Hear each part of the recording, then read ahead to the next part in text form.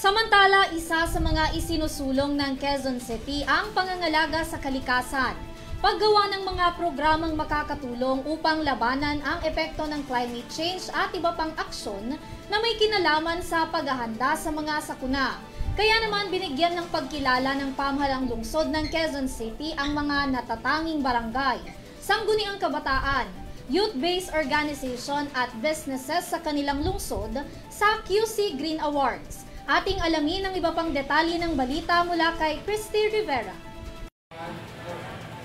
Sa kauna-unahang pagkakataon, nagsagawa ang Quezon City ng Green Awarding Ceremony para bigyang parangal ang iba't ibang sektor sa kanilang lungsod na tumugon sa iba't ibang programang makakatulong sa climate change at iba pa.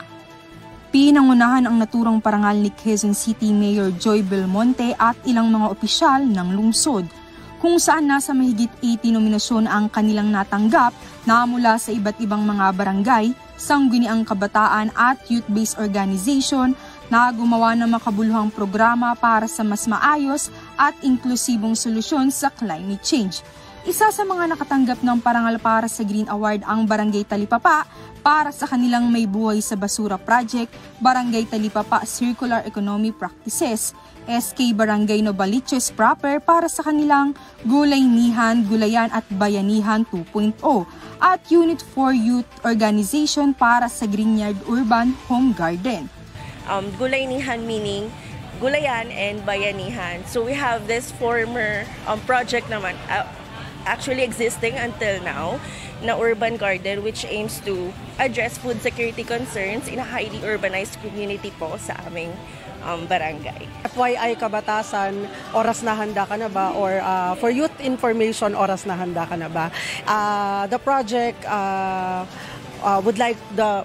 project would like the youth of our barangay participate in different trainings and seminars and encapsulate po yung ating mga youth participation into disaster preparedness and resiliency. Kasi Samantala, nagbigay naman ng mensahe ang alkalde ng lungsod para sa lahat ng dumalos sa naturang parangal. Alak din namin magpasa ng ilang mga batas para mahikayat ang mga negosyante, mga barangay, mga kabataan na umampo ng mga positibong hakbang tungo sa pagtupad ng climate commitments natin.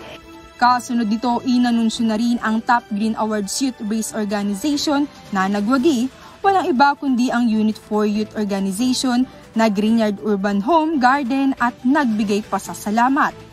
Pinilit po namin na maghanap po ng solusyon kung ano ba talaga ang pwede pong gawing proyekto at programa para po malutas or makatulong po tayo sa climate change and also disaster risk reduction management. At ito pong pagkilala na ito ay magiging inspirasyon po, hindi lang po sa mga youth organization, SK po, dito po sa Quezon City but sa buong Pilipinas po. Kabilang rin sa top resiliency ang halaman ng Youth Association na Padjakyang Iders. Habang nagbigay din pasasalamat ang Robinsons Magnolia, ang kanilang programa ay tungkol sa waste management program. Waste management, yun yung segregation ng waste, yung plastic, yung pwede i-upcycle into, pwede natin gamitin sa plastic chairs, pwede gawing trays. Yun yung project ni Robinsons Magnolia. Thank you sa Green Awards for recognizing our efforts.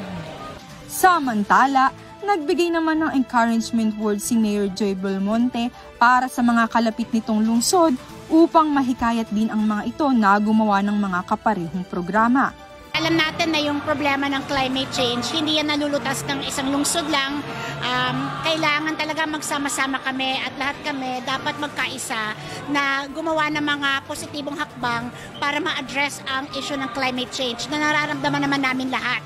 Ako ay umaasa na itong aming ginawa ngayon ay tularan ng ibang mga lungsod sa Metro Manila at sa iba pang bahagi ng Pilipinas. Naantanungin naman ang alkalde kung maaari bang maging national ang Green Awards.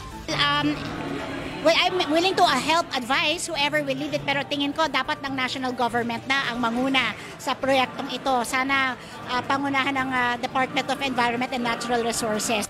Mula dito sa Novotel, Araneta City, ako si Christy Rivera, sumasaludo sa bawat Pilipino.